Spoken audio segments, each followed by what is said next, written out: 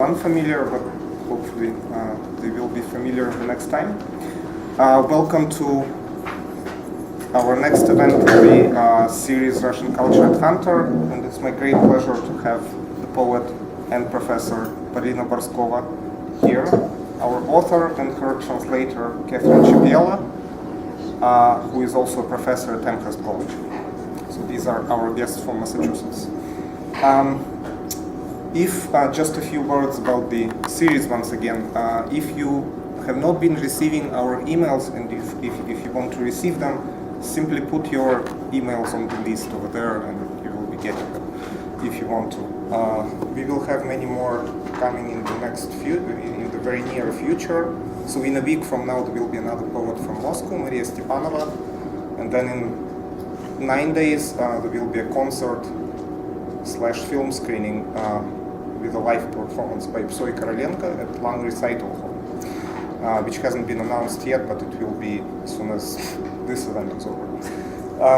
What date is it? It will be on the 6th of November. What we will do today, first of all, this event is related to our curriculum. I'm very glad to see some of the students here who made it, and even brought friends, as I see. Because we just discussed the topic of the siege and read a few texts about it and watched a film by Jessica Gorter. What we will do today is Polina will first read a few poems with Catherine's translations of them into English, and for those you have the handouts. Then there will be another portion of reading which will be prose, again with translations by Catherine.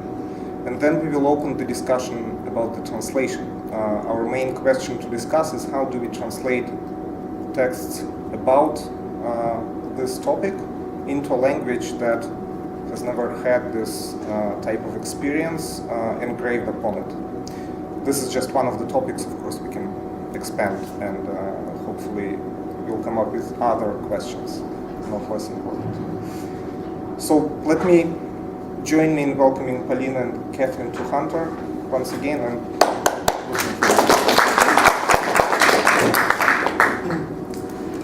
thank you so much for coming to meet with me and Catherine. Thank you, Yasha. So I think since this is almost a good class size for a seminar, and this is what we do rather often these days, teaching seminars on translation, workshops. I really appreciate how Yasha formulated the question.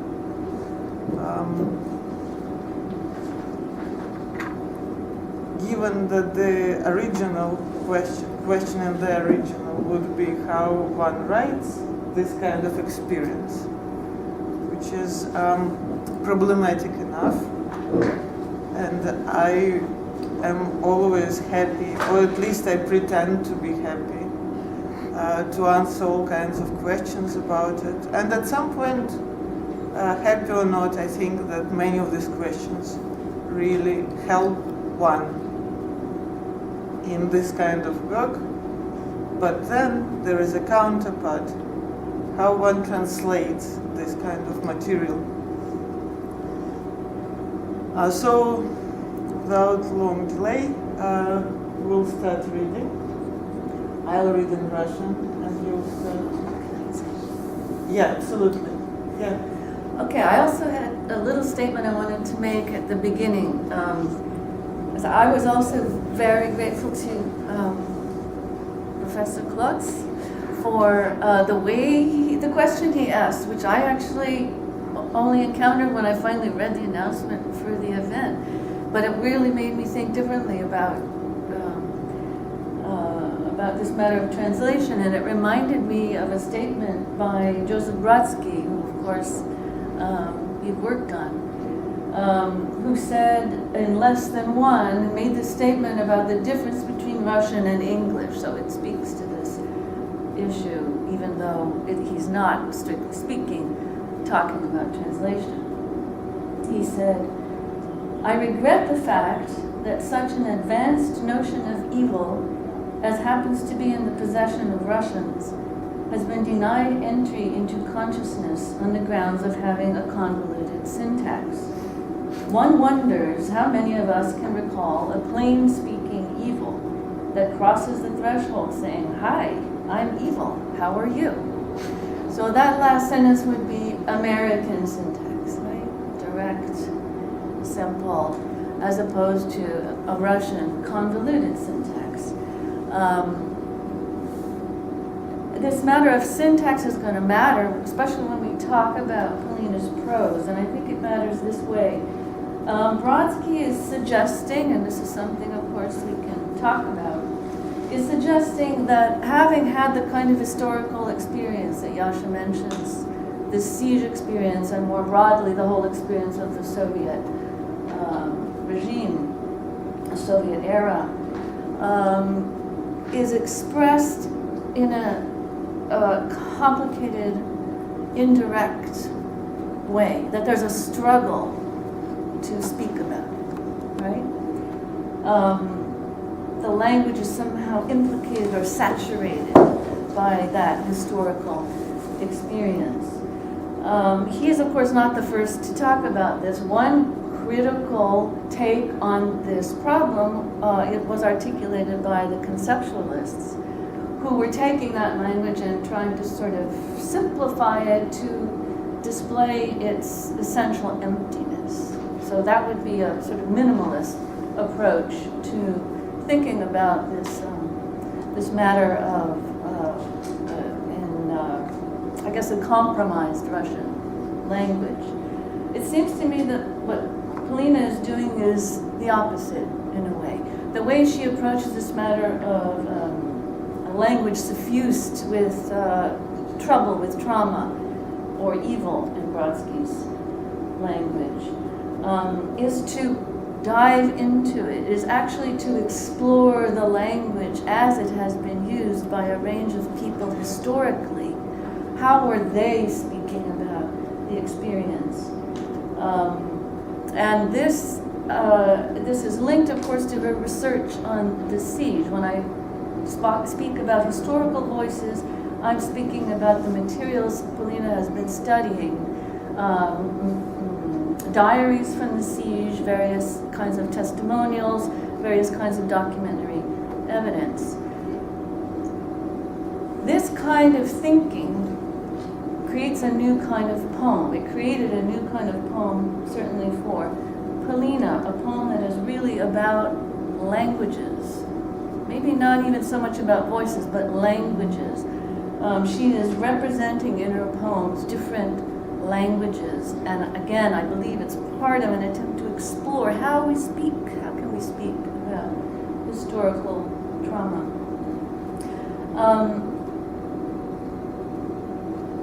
I've also had some experience translating Tsvetaeva, and I think that's also relevant to this problem of how you represent, how you translate such a complicated kind of discourse as Polina is creating in her poems now.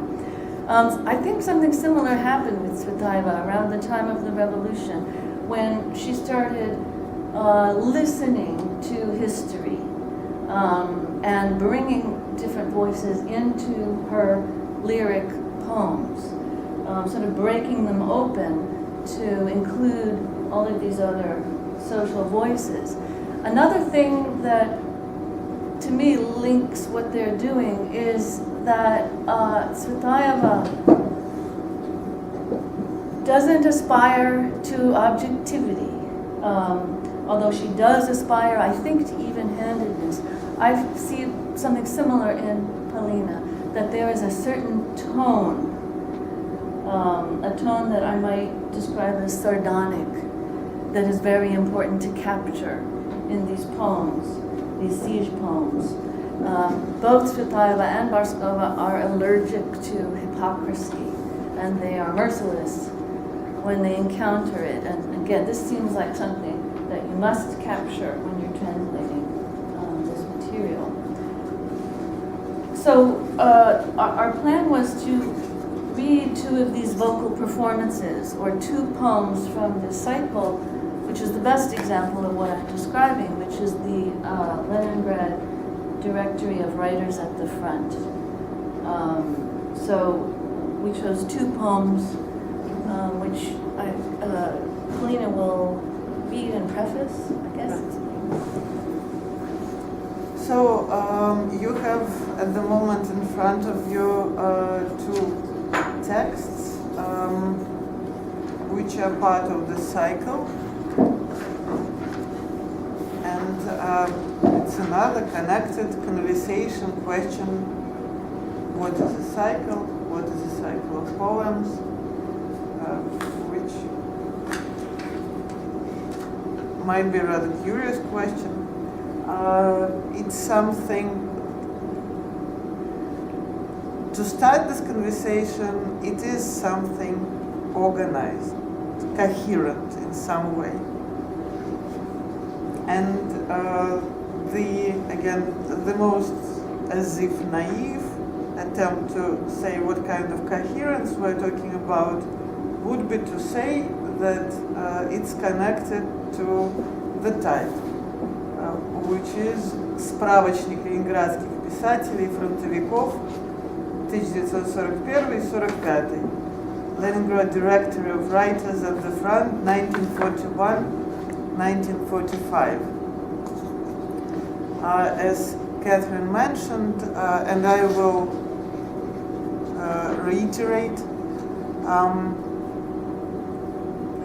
it happened so that my research is dedicated to the culture of the besieged city.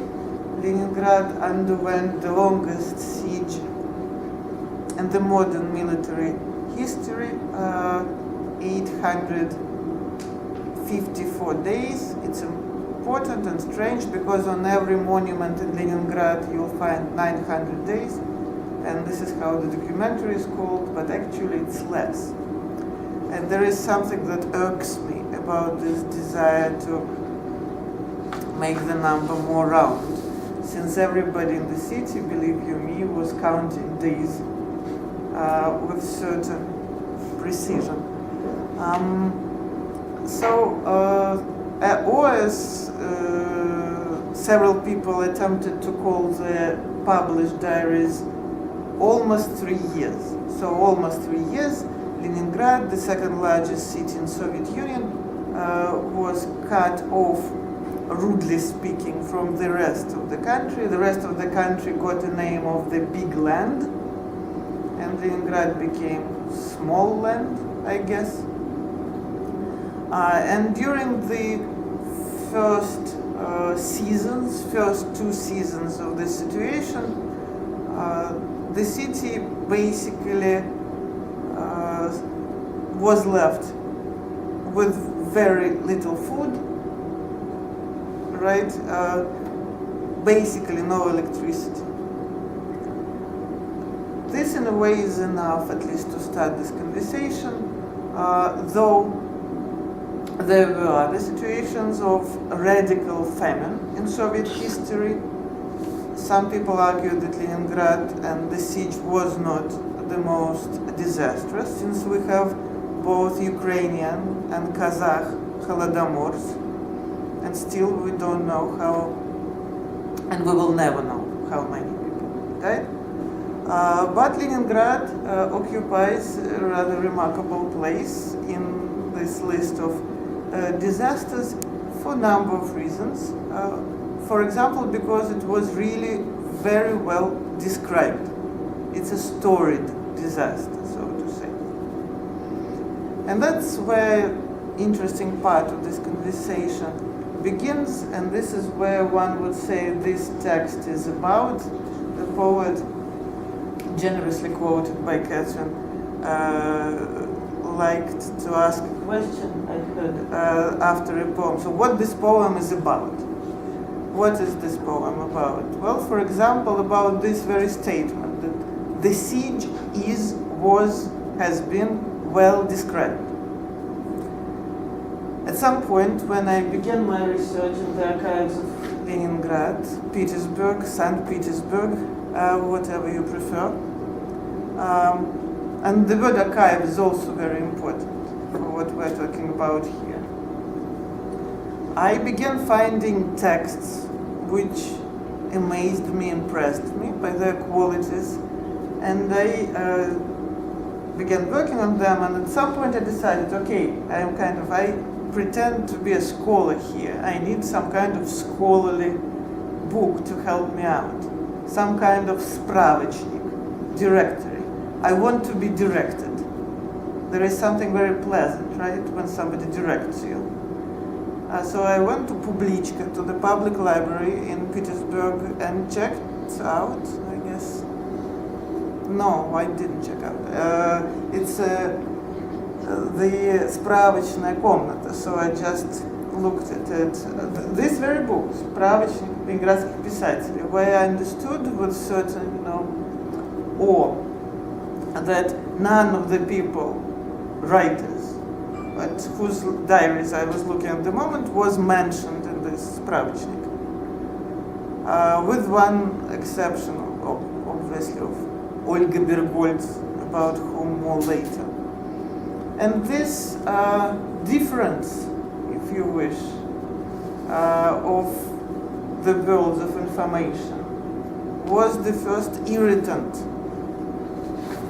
that kind of started me thinking about maybe kind of worlds of the siege description, worlds of the siege writing that were in difference, in relationship of difference towards to each other. This cycle consists of 5 texts. Each of them has the same system of titling.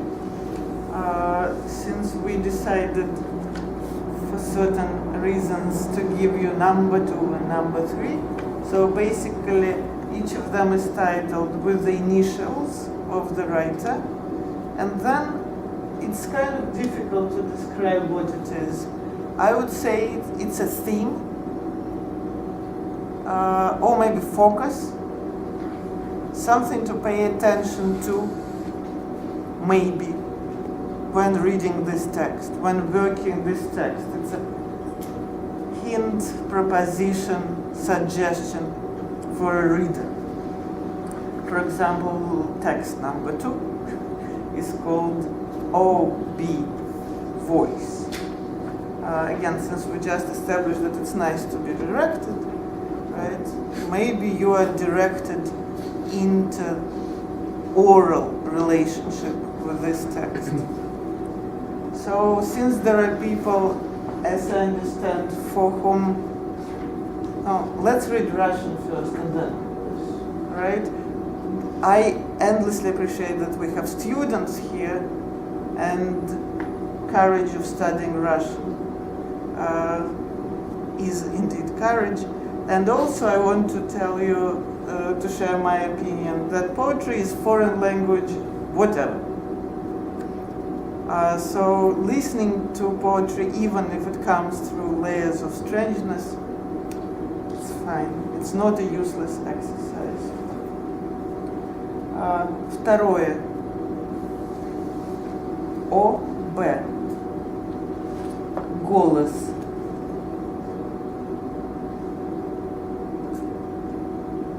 Ангел, но не голубой, алый, алый, комсомолка Лили Марлен с пуритански закушенной нижней губой, с небывалой плотской ясностью скул.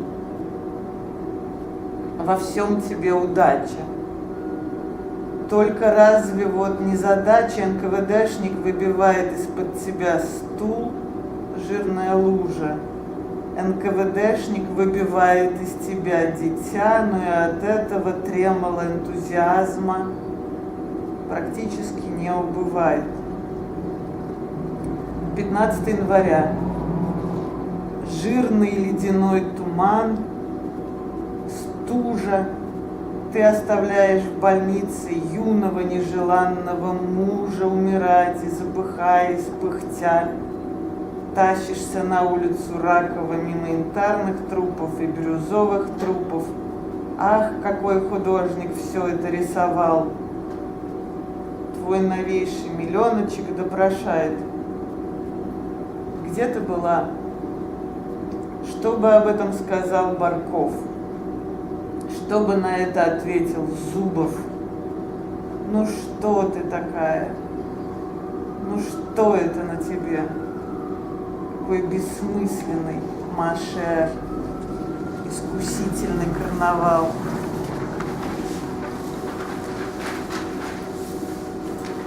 Выпуская ледяное и яркое жало, ты лобызаешь его, ты погружаешься в микрофон, остраняя сомнения.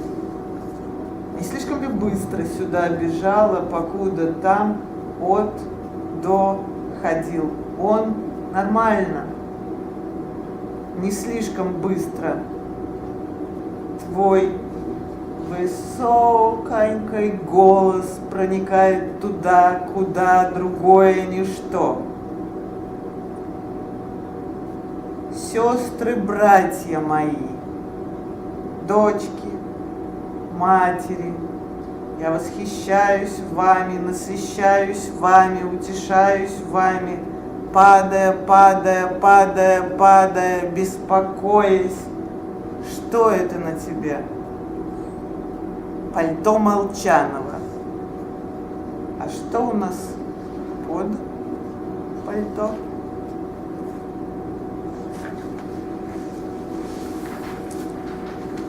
Number 2, OB, voice. An angel, but not a blue one, scarlet. Scarlet, a Compsomol Lily Marlene, puritanically nipping her lower lip, her cheekbones impossibly luminous. Fortune's favorite. Though there was that one misfortune, the NKVD agent kicked the chair out from under you, a greasy puddle. The NKVD agent kicked the child out of you, but even this did not noticeably diminish the tremolo of your enthusiasm. January 15, an oily, icy fog, a freeze. You bid farewell in the hospital to your young, unwanted husband who is dying.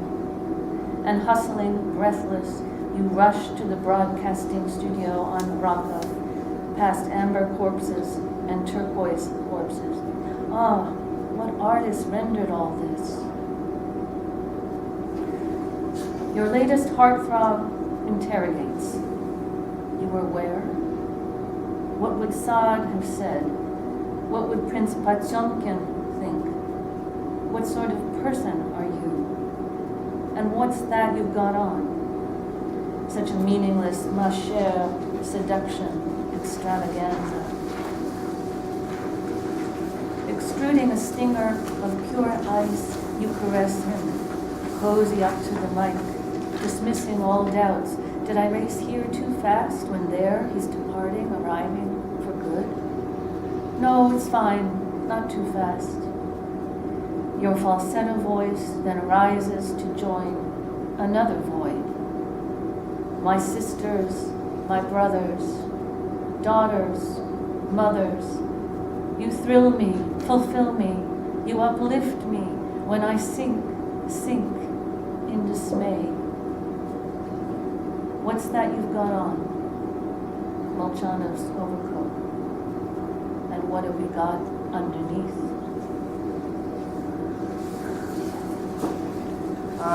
So since this is what is happening, this is the happening, right?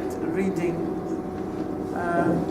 in parts, and also since Yasha kind of designated the plan that we're reading texts and talking texts first and then we're discussing, it might be useful if you just write down your questions on the margins, or if you notice something that is strange or curious or anything. For example, I did not comment, and I already can predict the first question, and it's a rather simplistic, simple-minded game of sorts, but simple-minded games usually work the best. The first question every time when I read this cycle a lot, of course, was about initials. Who is the person? And I will be talking about this at some point. Why this concealment, if at all? It's wonderful to do this with the sound. It's wonderful to do this with the sounds, especially given the next poem. Because the next poem will be all about sounds. Even in a more pronounced way than Aubert. That was the voice, and this one is called hearing. So basically the first one was about the agency of voice, and this one will be about reception.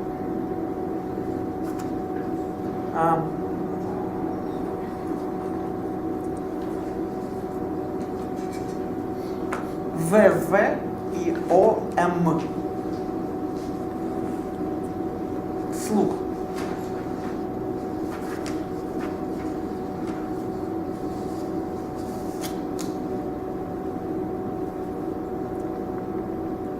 Мордастый, щекастый, румяный царевич входит к слепой. Молвя она ему говорит: кто ты такой? А еще лучше пропой. И он начинает песню о жизни, о Кремле, о морячках балтийских, соболебровых, о земле, пропитанной, подслащенной вшами. Слепая вздыхает блаженно, как конь благодарно придает ушами. Предрекает: от тебя будет толк, ибо ты нам напишешь блокадную оперетту. Он говорит: извините, ослышался. Она говорит: именно, Мася моя, с танцами, плясками, с шутками, прибаутками, с героем-любовником в синем трико, обтягивающим чудеса, с травести в пионерском галстуке, от экстаза дрожащим. Там все будет как настоящее, как в настоящем, но только в жанровой обработке. Он говорит: чудеса. Он говорит: чудеса, я готов слушаться тебя, слепая. Расскажи мне, что ты слышала этой зимой.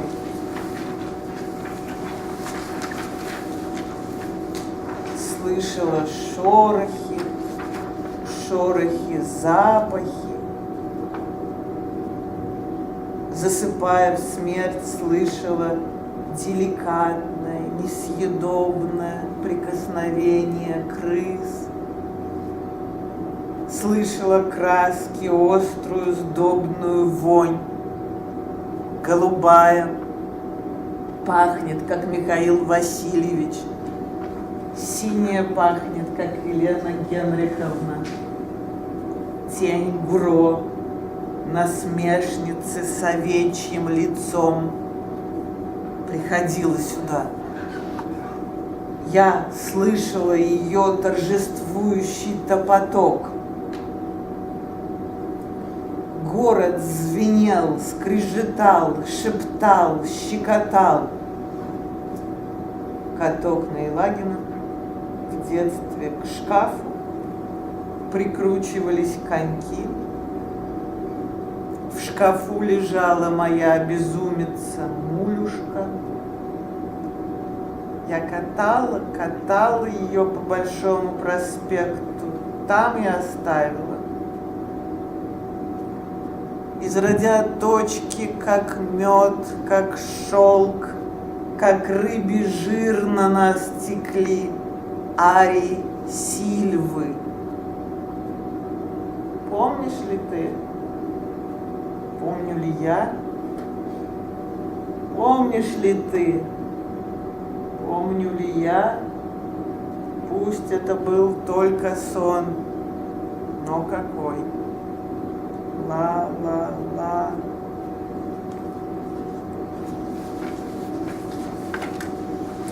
Three.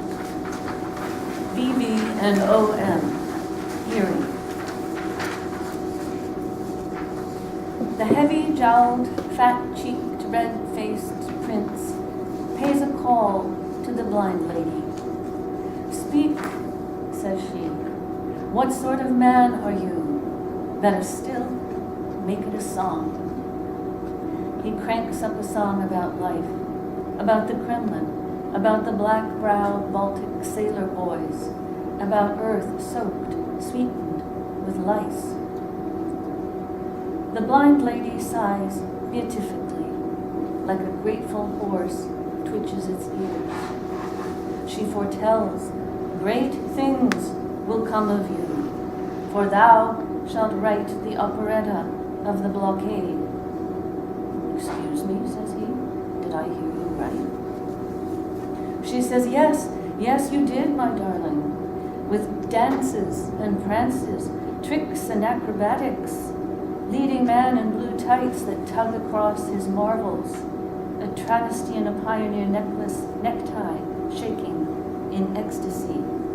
It will all be like it is now, like reality, but reworked in accordance with the genre. Says he, marvelous, I stand ready to hear, adieu, blind lady. Tell me then what you heard this winter. I heard skitter smells, and dozing toward death, I felt the inedible, delicate touch of rats. I smelled the sharp, rich stink of colors. Light blue smells like Mikhail Vasilyevich. Dark blue like Yelena Genrikhovna. Guro's ghost, a jokester with a face like a sheep's, came here often. I heard her elated stamping. The city boomed, gnashed, whispered, tickled. The ice rink at Alagan when I was little. Skates twisted on the closet door. In the closet lay my crazy Mulyushka. I pushed, she sailed down Bolshoi Prospect, and there I left her. The loudspeaker spilled over us like honey, like silk, like fish oil, arias from Silva. Do you remember? Do I remember? Do you remember? Do I remember? Yes, it was just a dream, but what a dream. Tra-la-la.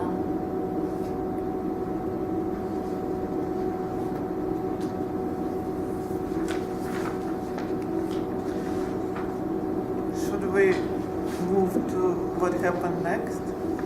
Let's move to what happened next and into a different genre. Right. So also it should be said that, and I repeat it every time, and it sounds more and more pathetic and more meaningful to me, that I spent basically, I think like 10 years, there is something fairy tale-ish, reading these materials in certain pathological kind of, like предаю ушами, блаженство of a very particular kind.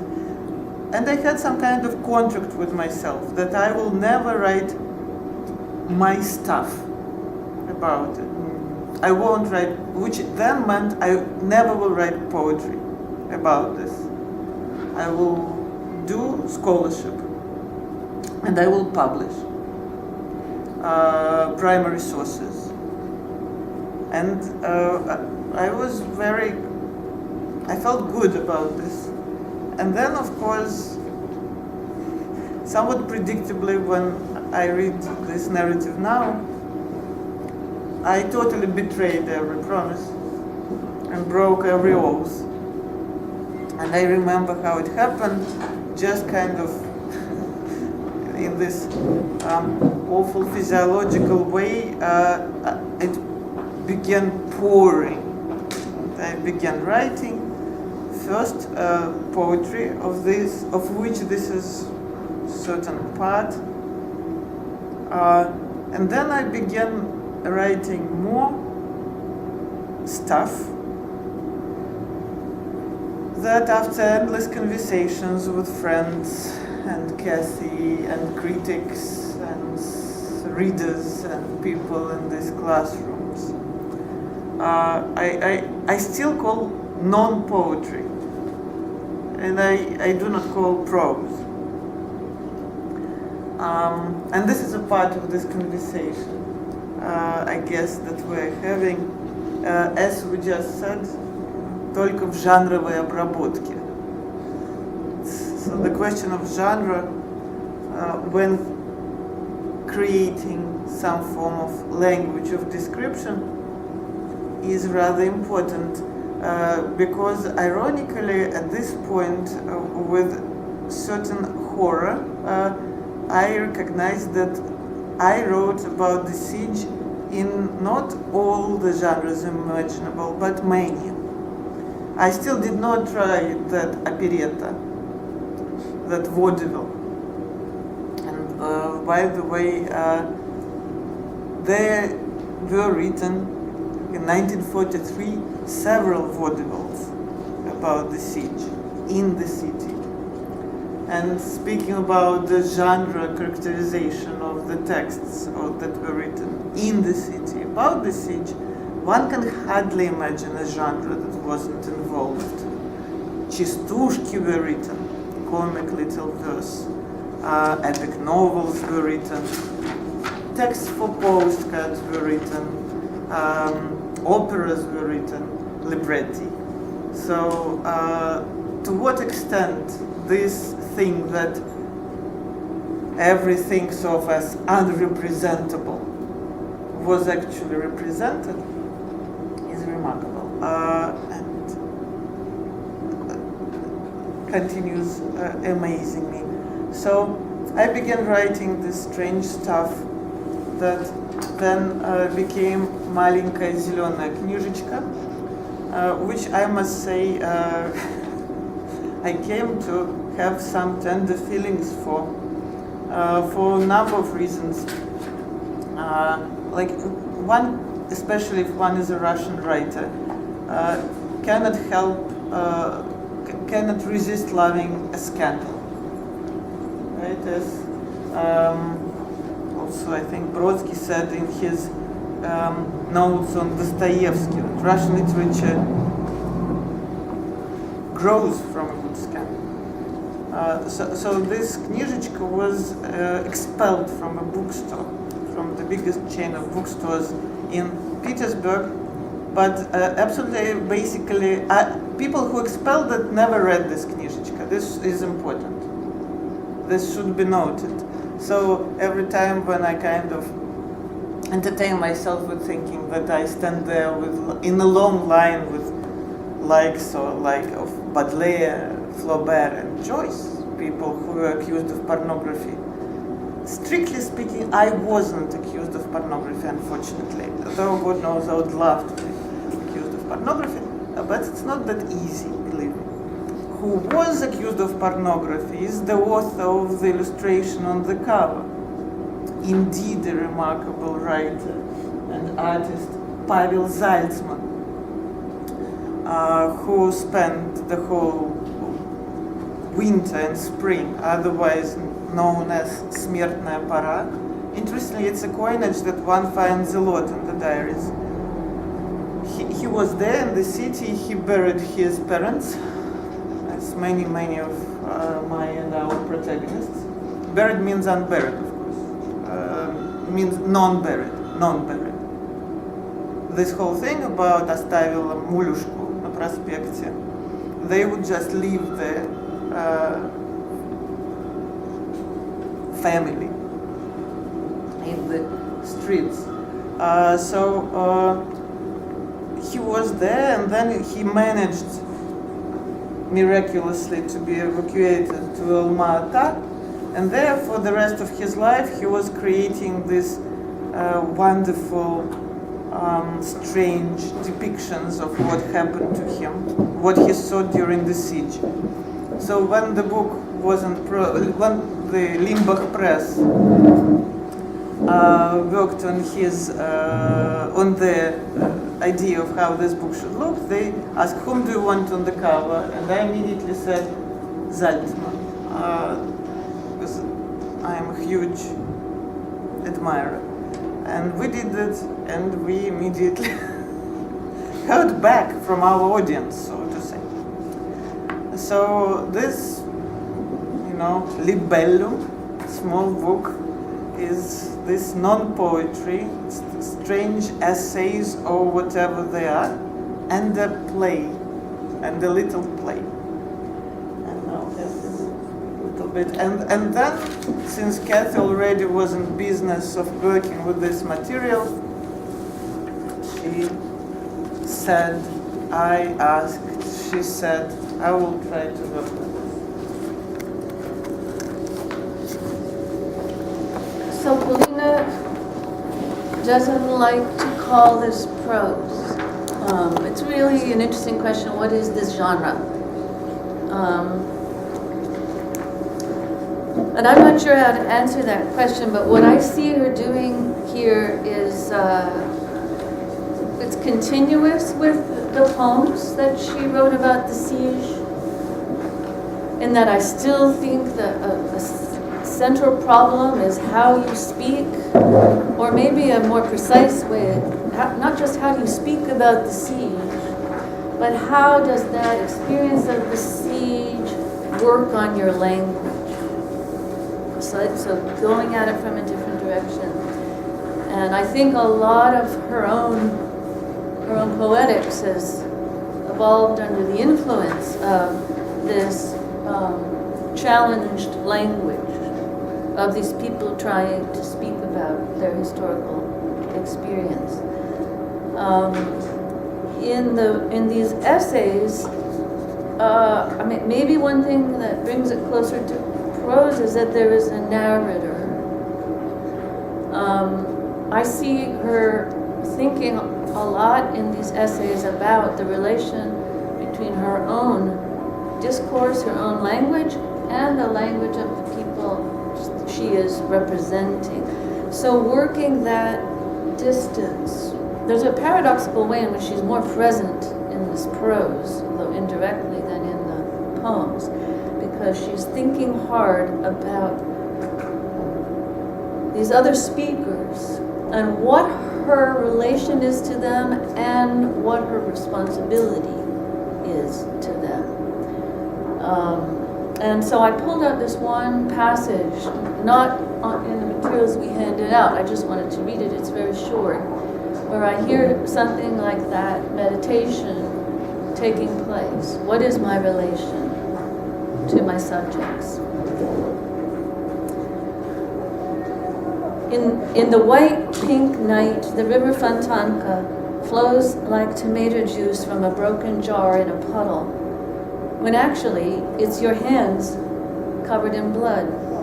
And I, who up until this moment have accompanied you at a delicately maintained distance and with respectful aloofness, bow down to lick those idiotic, bloody, smashed, huge fingers. Fighting off drunken surprise, you sternly say, that doesn't give you the right to use the familiar.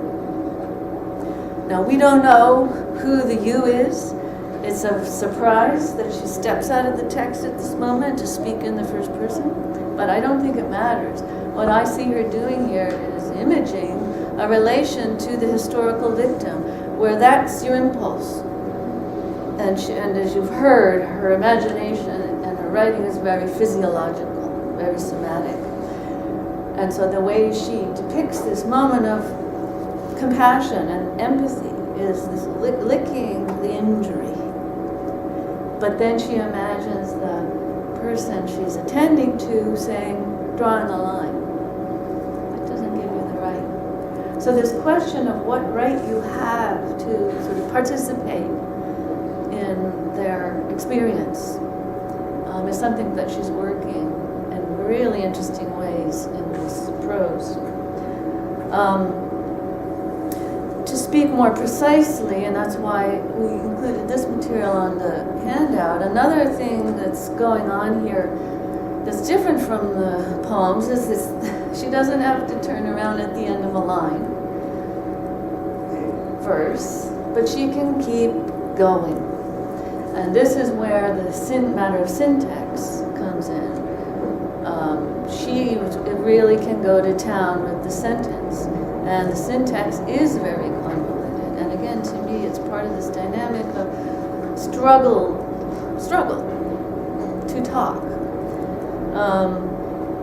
Now, Brodsky said you can't really bring that kind of anguished convolution into English because the Americans are too untouched by trauma. I don't think that's true, for one thing.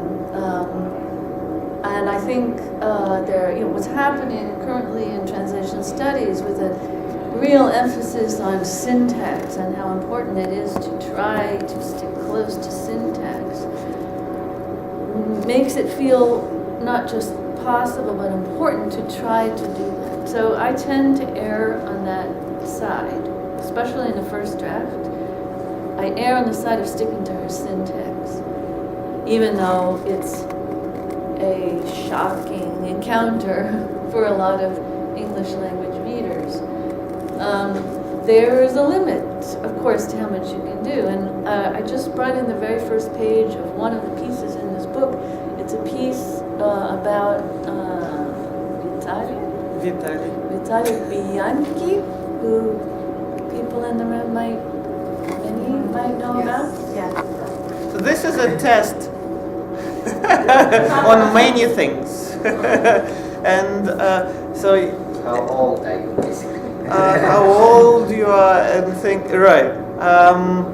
Vitaly Bianchi, and I tried to translate Vitaly Bianchi into American culture with limited success. Every anthology of prose, every school textbook would include a text by Vitaly Bianchi about nature. He was the specialist to go to for writing about birds. First of all, спокойно. But ornithology, but overall creatures. And Bianchi was a part of our childhood in a rather special way. He just was there, like a chair or a table or a dusty window. I never met one person who had feelings for Vitaly Bianchi. That person I never found, but also I never... You have feelings. Anna, we absolutely will find out about your feelings. That might be the whole reason why I'm talking here now. Finally, there is a person who had feelings for Vitaly Bianchi. Right.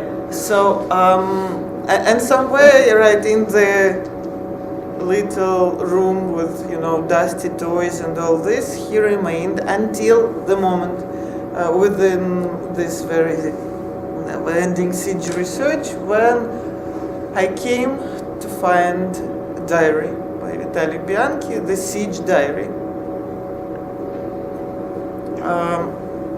And again, seriously speaking, Bianchi, like to some extent Paustovsky, like to some extent Prishvin, all this and a number of other figures managed to occupy this niche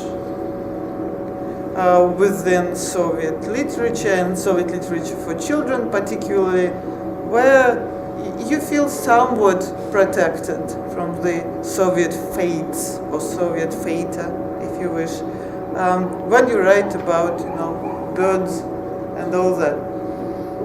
And so I found this diary, which completely surprised me by impeccably, mercilessly, including to himself, understanding of what was happening in the city.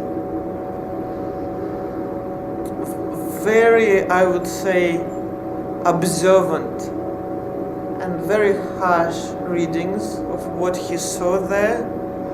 And that reader of the siege reality, somehow it was a big effort for me to connect him to that bard of Penechka and Soika, all kinds of birds. And I guess that gave birth to some kind of process, which ended in writing this text, which by the way includes some poetry, and it started as a poem, which is also curious. It's a text about two writers, Bianchi mostly, but also at some point another writer walks into the text and has his moment there. The writers are Vitaly Bianchi and Evgeny Schwartz, both, as I just said, as I call them, maybe somewhat frivolously, and this can be discussed, сказочники, fairy tale writers. And indeed, Bianchi also developed this quasi-genre of fairy tales about animals, and Schwartz wrote fairy tales, indeed. And Schwartz also left an incredible siege text, Амбарная книга, of course not meant for publication, as we say, though it's a very problematic phrase. So, an essay about fairy tale writers, if you wish, who face the siege. This is one way to describe it, and there are many, many other ways to describe it. So, if it's okay with you, if it's a good timing, I will read a little bit, commenting and explaining an кусочек. So I'll read from the beginning, and then a little bit from the other part, and then maybe we can start conversation about what is all this about. The text is called Листодер. And also, speaking of formal attributes, it consists of many fragments, and each of them has a title.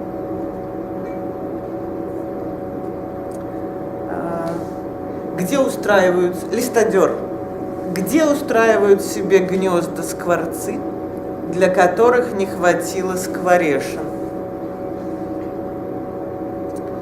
Как январского ледяного лягушонка или новорожденного угря, я хочу увидеть его всего насквозь и навязать нам заново, хотя вряд ли уж мы так особо обрадуемся этому заново обретению. Я намерена заглянуть внутрь машины по производству слов, машины под названием Бианки, и увидеть там до сих пор невиданное, возможно, под влиянием его предположения, что именно невидимое, прячущаяся от нас жизнь, всегда увлекательнее, мощнее, сложнее того, что отдается равнодушному глазу, спешащему знанию. Мне утешительна мысль, что не то, что мы мним природа, не в отвлеченном смысле отвлеченного великого поэта, а в буквальном, поэта несостоявшегося, нелепого. Поскольку я не читаю текст целиком, то тут стоит сказать, что в тексте приводятся стихи Бианки.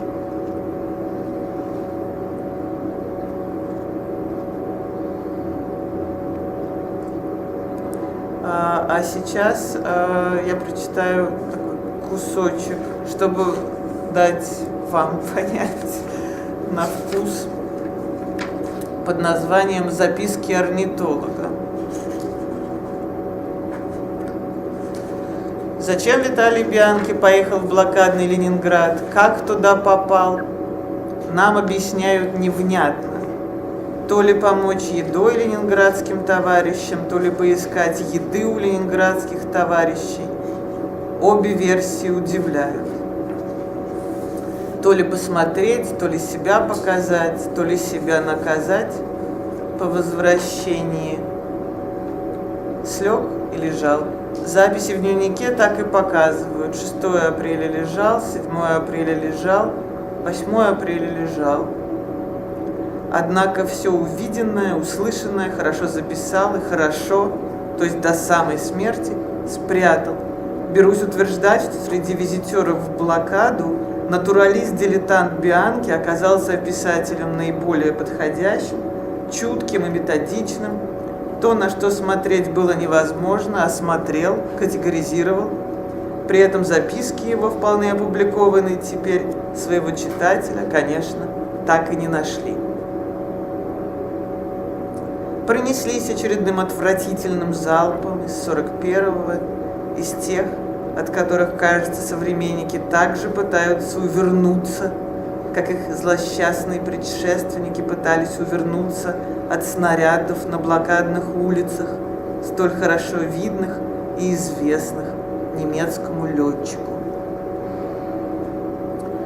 Бианки, как неудавшийся, но все же ученый, распределил свои впечатления по феноменологическим рубрикам.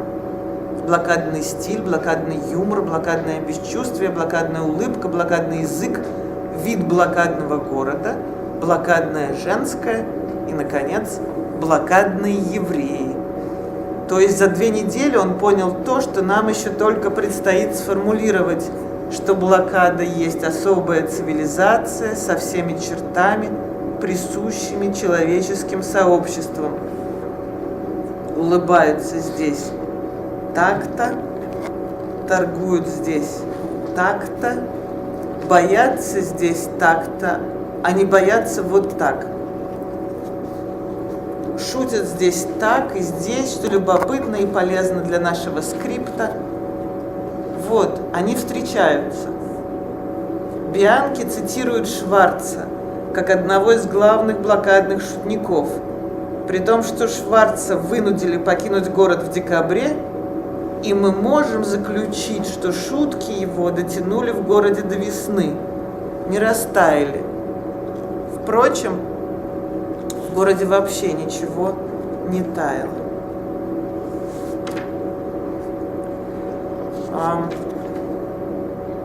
И еще немножко из следующей порции части. Она называется «Плиски», птичий язык.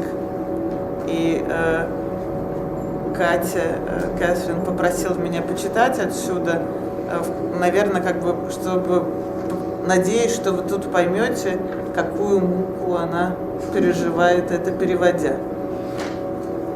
Плиски, птичий язык.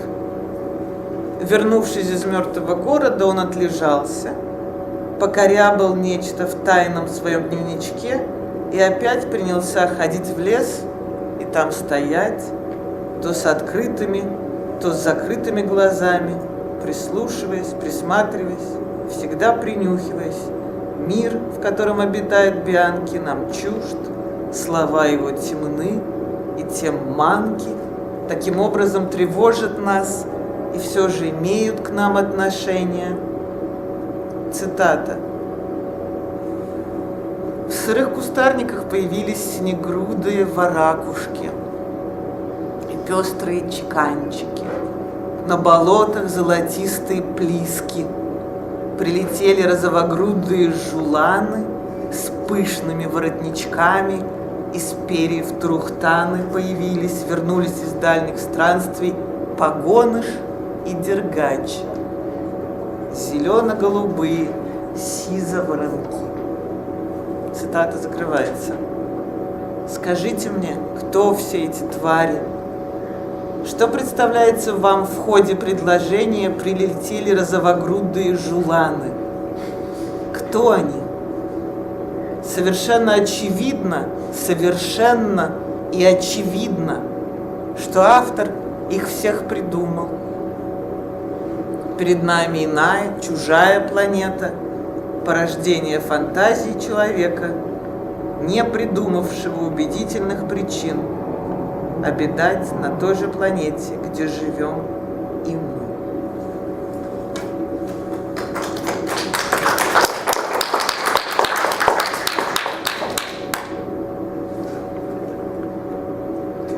We're going to read the translation of this. Do people need the translation? Okay, I see some students. All right, just that last bit, maybe. Polina read something about his work about what he did when he came back from the city, and wrote about his experience there, about how he organized it like the sort of self-trained scholar that he was.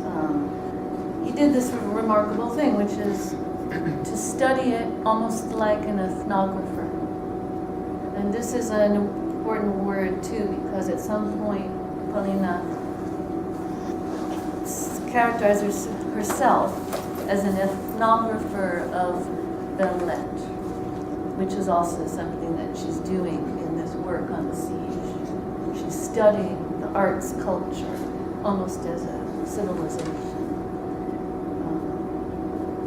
So then here's what he does when he gets back from being in the city and seeing the horror that he then described. It's the last section. It's called Wagtails. That's the name of a bird, a kind of bird. Wagtails, the language of birds. On returning from the dead city, he spent the requisite time in bed, scribbled something in his secret diary, and again started walking deep into the forest and standing there, his eyes sometimes open, sometimes shut, listening hard, sniffing at the air, studying it. The world Bianchi inhabited is alien to us. His words are obscure and thus alluring, so they disturb us and speak to us. Quotation.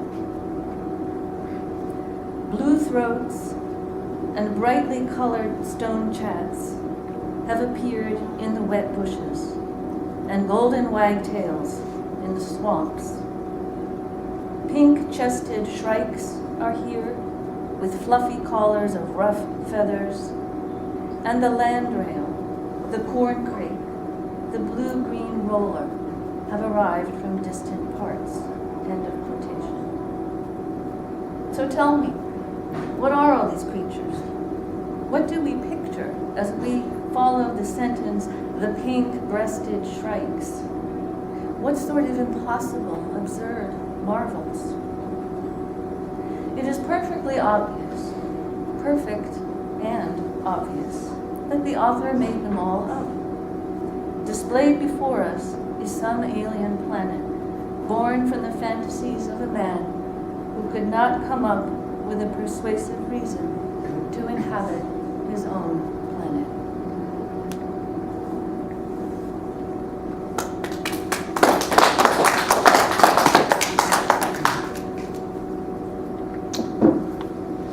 Let me open the floor for the discussion, but just before that, something that I shamefully forgot to say is that, of course, Polina is also a scholar of the topic of the siege, and that she also teaches it at Hampshire College. She's also the editor, I have it in the back, but I can show it later to you if you'd like. She has just published an edited anthology of 5 siege poets, the majority of whom are men. All of them, right? total majority. Which is something quite contrary to what we have been discussing in class, but the thing is that this is perhaps not the canon of siege narrative, while we have been reading the canon. And my question, which I'm in a sense rephrasing, my first question here is it really so much about language, and what do we mean by language when we are talking about translating such experience into whatever it is? To what extent do you feel that you are a translator yourself, not of yourself, but yourself a translator of someone else's words, which you convert into all these different genres that you are working with, whether it's poetry, prose, or non-poetry, or non-prose, but Polina is also the author of a play which is very successful in Moscow, and unfortunately it hasn't been translated into English yet, so we will keep it for later, but this is yet another genre to talk about. So it's been not only written but also staged. Yeah. And then, it's a very difficult question.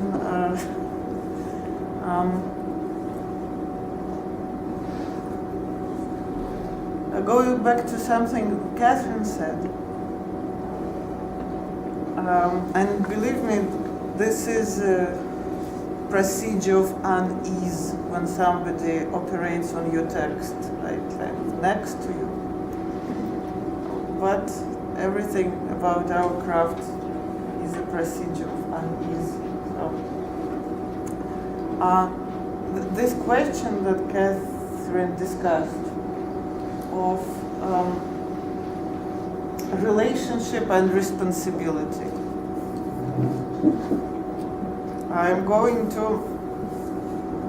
Next week I'm going to Krasnoyarsk, city in Siberia. There will be a huge book fair. It's not the first time I go there. When I went a couple of years ago with this book, with Живые картины, the first round of discussion was basically who are you to talk about this? Which was not the first time I was asked this, but maybe it was the time when I kind of found it myself. It also I gave some mumbling and overly passionate interviews to the question. That bless you. That it's interesting that this is one of the topics when you have to pronounce your kind of relationship. Кем вы приходитесь подсудимому?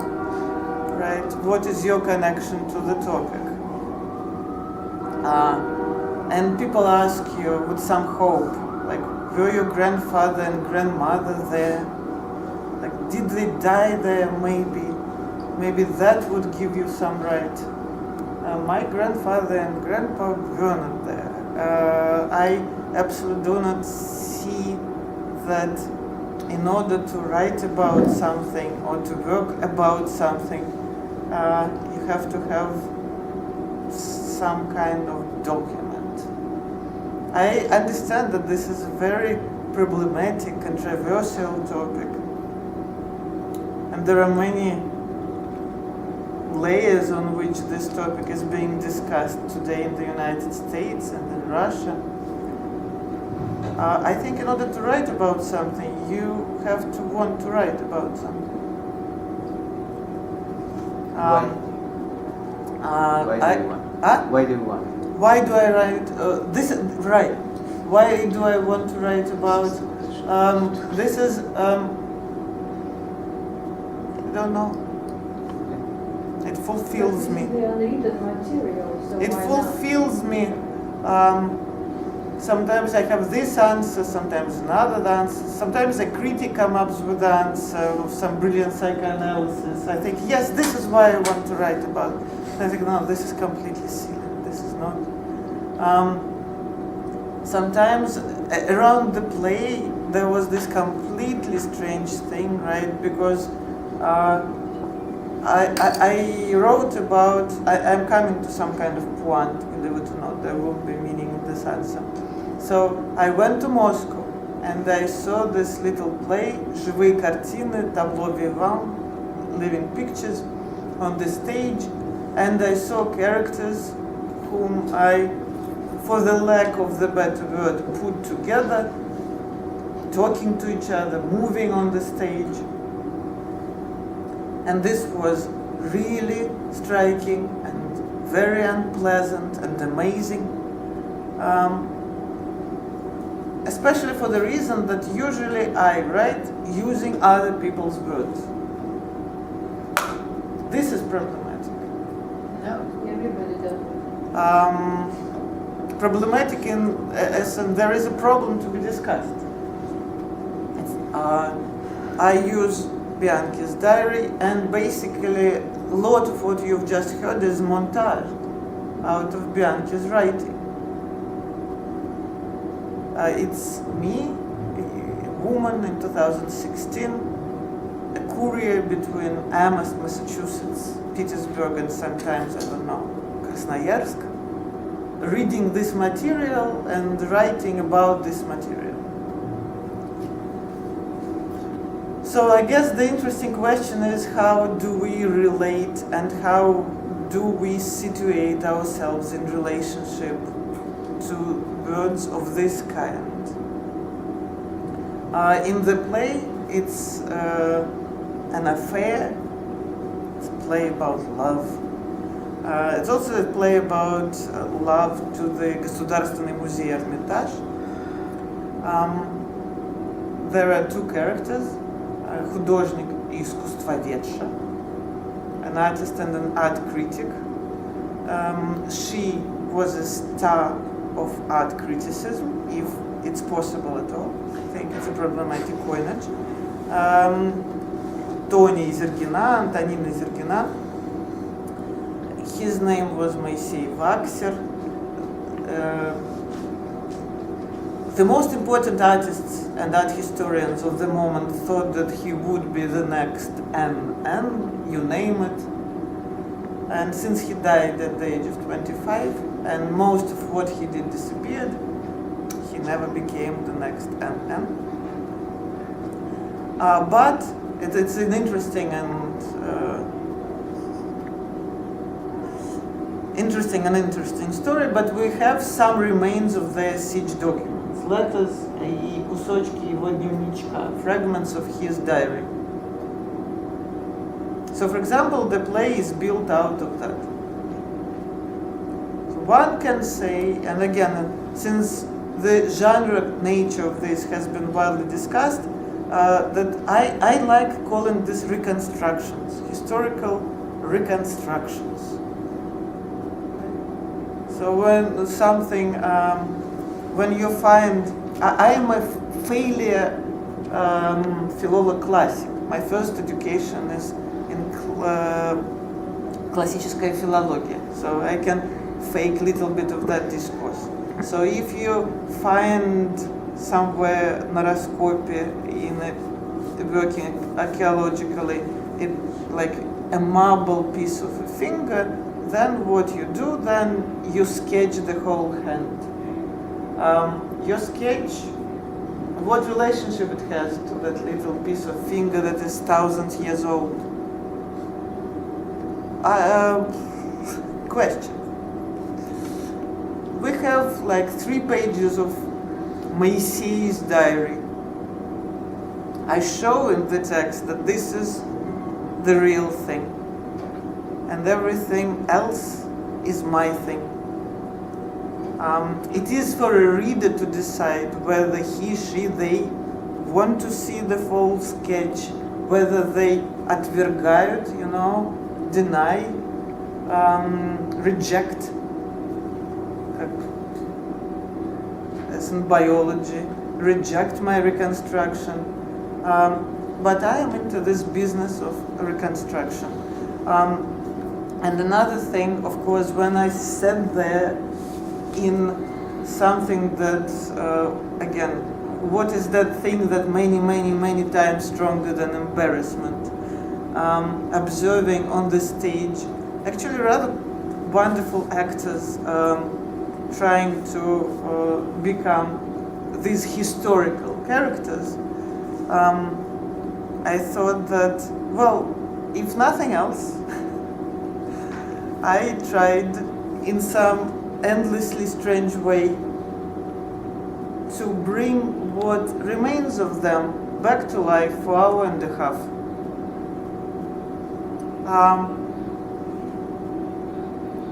I tried to amuse Moscow audience with the presence of Moisei Vakser, whom people around him thought as one of the funniest young gentlemen of Leningrad. For me, of course, there is a certain challenge to fight amnesia and to fight silence. That is another huge topic when we speak about the siege. Silence, lies, as I said, amnesia, trying to give some other readings, but also what is very important for me, never insisting that what I do is truthful. I do not like this conversation about historical truth. I see it as not extremely productive, but I like to, for a moment at least, to create some kind of possibility, to create some kind of, and here we go back to language, and again, this might be seen as problematic, and I can talk about this as well. I work mostly with the figures of language. People whom I represent here, the writers. We have the texts, that's why I can do this, which doesn't mean that more than a million of people who died in Leningrad without producing wonderful prose should not be represented. But maybe other ways should be found, and the more ways would be probed, is the merrier. Polina, do you feel that by giving voice to those people, Little bit louder. do you feel that giving voice to those people that were not just forgotten, but memory was repressed, that was, lied about in the Soviet Union, also like victims say in the Holocaust in the Balkans, that by giving that voice to them, that it's a part of some kind of healing process as well, because I think this kind of trauma affects several generations. Those lies affect, it's not just the victims, but several generations of children of the victims and children of the perpetrators as well. So, teachable moment. Since Yasha showed to the students, I think, wonderful documentary by a young Dutch woman. This is where it all becomes kind of curious. Who can research and think about the siege? Young woman from Amsterdam comes to Petersburg several years ago with actually a completely different topic, not the siege. But then she begins talking to people and understands that there is something she needs to think about. And she makes this film about relationship with the siege today, which is very connected, but somewhat different topic than what I do directly in my research.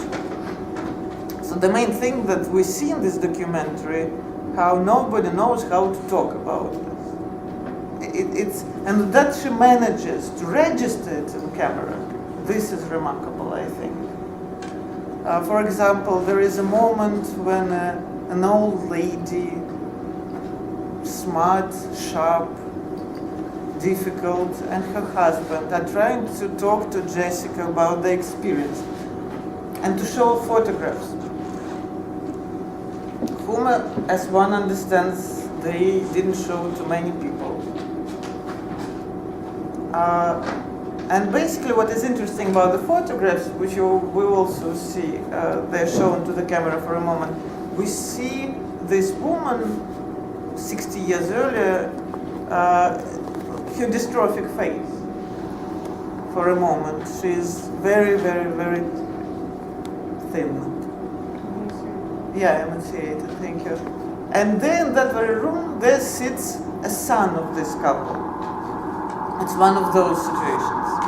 And you know, it's a Russian table, tortik, cake, tea, everything. And then the son looks at his mom and says, "But you never told me you were in the siege." And the parents begin kind of, well, you know, you never really asked. And then after the son is in his, well, I would say 50s. Wow. And then the son kind of makes a pause, takes a pause, and in a moment says, "You know, actually, I never wanted to ask about it. I don't find it interesting. He is remarkable, wonderful enough to pronounce this." So then they sit in silence, parents and the son. But he doesn't refuse the tea and the tortilla. Right. He never refuses. He comes without tea and tortilla. Right. He is there for tortilla. No problem. So, and there they sit separated by this conversation and by this table, and Jessica doesn't switch the camera off. She shoots the silence that happens after this conversation, that basically the only son never knew, one would argue, one of the formative experiences of his parents' life, that they survived. And I just find it